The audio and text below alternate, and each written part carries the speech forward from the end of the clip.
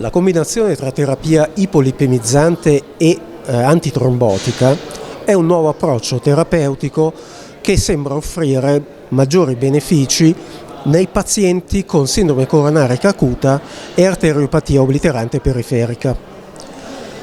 Il professor Marc Bonaca ci ha spiegato quali sono effettivamente i benefici clinici che apporta questa nuova strategia terapeutica e lo ha fatto nel corso del congresso Changing Cardiology 4.0 tenutosi a Torino. Professor Bonaca, which is the role of lipid lowering and the dual pathway inhibition in ACS patients and in PAD?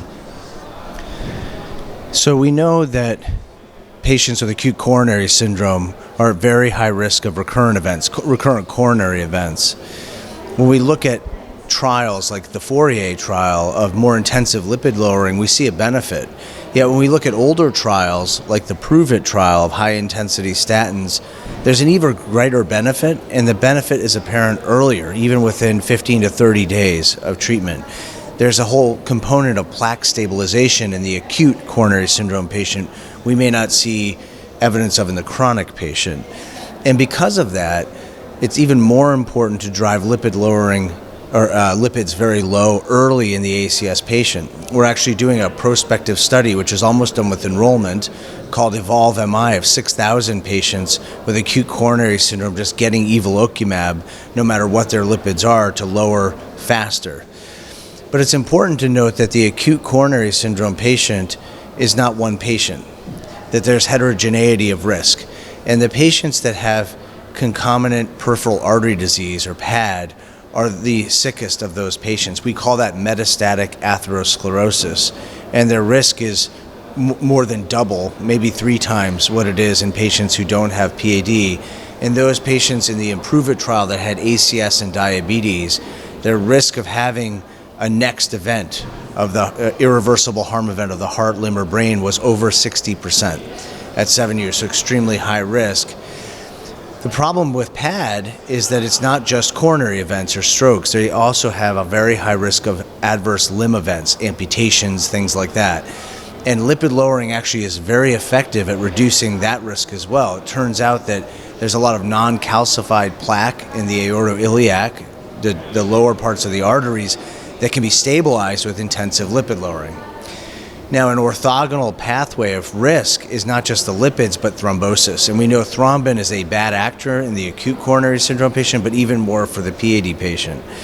We often use antiplatelet agents, and antiplatelet agents like P2Y12 inhibitors are helpful in the ACS patients, and they're utilized. But we've learned recently that dual pathway inhibition, adding a factor 10A or coagulation blocker, or thrombin generation blocker with an antiplatelet, has broad benefits in PAD, including benefits for adverse limb events.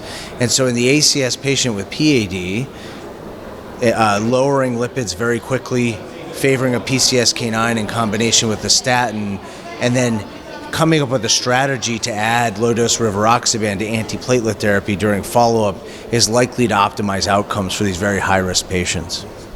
But is this approach yet the standard in the hospital setting, or is something that is still under research? Yes, so we know from research that these therapies are effective. But for lipids, we still use a methodology of treating and then titrating, measuring lipids over time, and that takes months to get patients under control.